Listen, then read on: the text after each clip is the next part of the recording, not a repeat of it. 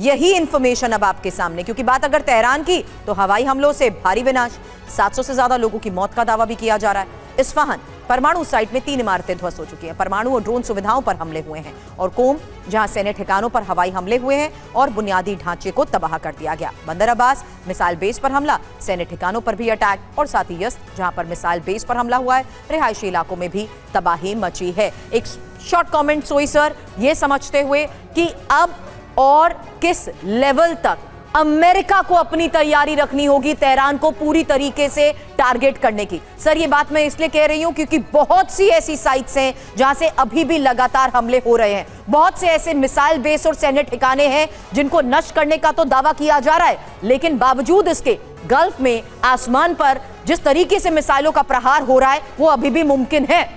बिल्कुल, जैसे अभी आपने दिखाया कि ऐसा नहीं है, हमको जो ज़्यादा विजुअल्स मिल रहे हैं, ज़्यादा खबर मिल रही है वो मध्य पूर्व से मिल रही है क्योंकि यहाँ पे एक्सेसिबल है। लेकिन ईरान के अंदर भी बहुत ज़्यादा तबाही मचाई जा रही है। लगातार एक के बाद एक 2000 से ज़्यादा अगर टारगेट हिट किए गए हैं। एक शॉक इफेक्ट दिया जा रहा है। B-1 B-2 बॉम्बर्स के द्वारा बंकर बस्टर्स का इस्तेमाल किया जा रहा है कि ताकि ज़मीन के अंदर जितनी गहराई में हो वहाँ पर मिसाइल साइट्स और ड्रोन के भंडारण को ख़त्म किया जाए। इनकी एक कोशिश है कि जितनी जल्दी ये ख़त्म होंगे उतनी ही कम हमले फिर ईरान की तरफ से मध्य पूर्व पर आ सकेंगे। जैसा मनीष जी बता रहे थे, मनीष अपना ध्यान रखना वहाँ पर आप मध्य पूर्व में हो, बिल्कुल आप प्रिकॉशंस लीजिए। लेकिन जैसे मनीष जी बता रहे थे कि फिर भी हमले हो रहे हैं और मध्य पूर्व में जो एक पैनिक है, खौफ की माहौल है, और देखा जाए तो जिसका असर आज पूरी दुनिया में पड़ रहा है, चाहे वो शेयर मार्केट हो, चाहे तेल का बाजार हो, और जो एक कॉन्फिडेंस है। मैं आपको बताऊं सुरभि जी, दुबई और यहाँ के इलाके ऐसे थे, लोग कनाडा, ऑस्ट्रेलिया, अमेरिका वहाँ से इन्वेस्ट कर रहे थे पैसा, क्या सबसे सेफेस्ट जगह है।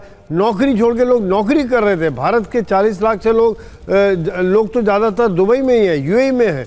ये वहाँ का एक कॉन्फिडेंस बिल्डअप पिछले कुछ सालों से हो गया था कि UAE हो गया, सऊदी अरेबिया हो गया, कतार हो गया, ओमान हो गया। अब यहाँ पर जो हमले आए हैं इसका एक लॉन्ग टर्म असर भी पड़ेगा, जिसके लोगों का विश्वास टूटेगा और एक तरह से इन्वेस्टमेंट के ऊपर भी फर्क पड़ेगा, क्योंकि इस चीज़ की लोगों ने उम्मीद नहीं की थी। लेकिन ऐसा ना हो सर, ऐसा ना हो। ऐसे में अमेरिका का अगला प्लान क्या, अमेरिका की स्ट्रैटेजी क्या? क्योंकि B-2 बॉम्बर्स के जरिए भी अब जिस तरीके से प्रहार हो रहा है उसको लेकर खबर बढ़ी है। क्यों अमेरिका परेशान? ईरान के टारगेट पर अमेरिकी सैन्य बेस, कई देशों में अमेरिकी सैन्य बेस पर अटैक को लेकर खबर है। ईरान के हमले रोकने में अमेरिका क्या वाकई नाकाम रहा? मनीष, एक शॉर्ट रिस्पॉन्स आपसे लूंगी क्योंकि वजह समझिए, ईरान के नजदीक होने के कारण रिस्पॉन्स टाइम कम, दूसरी वजह US और लोकल एयर डिफेंस के बीच कम्युनिकेशन खराब, तीसरी वजह जहां ईरानी ड्रोन और मिसाइल रडार को चकमा देने में कामयाब। मनीष, देखिए, तमाम तैयारियों के बावजूद इसलिए अमेरिका पूरी तरह से सफल नहीं हो पा रहा क्योंकि टेक्नोलॉजी बदल चुकी है।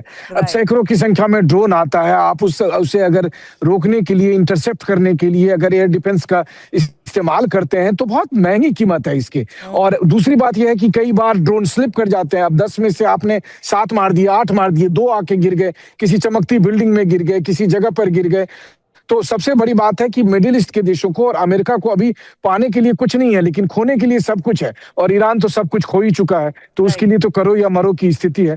लेकिन इन सब के बीच में एक बात तो जरूर है कि इन दोनों ही पार्टी में से कोई भी पीछे हटने को फिलहाल तैयार नहीं है। और अगर लंबा युद्ध खिंचा तो फिर वैसी स्थिति में कहीं ऐसा ना हो कि जैसे अमेरिका को अफगानिस्तान से हटना पड़ा था, वैसे ही वो कहे कि ठीक है अब ईरान को छोड़ देते हैं।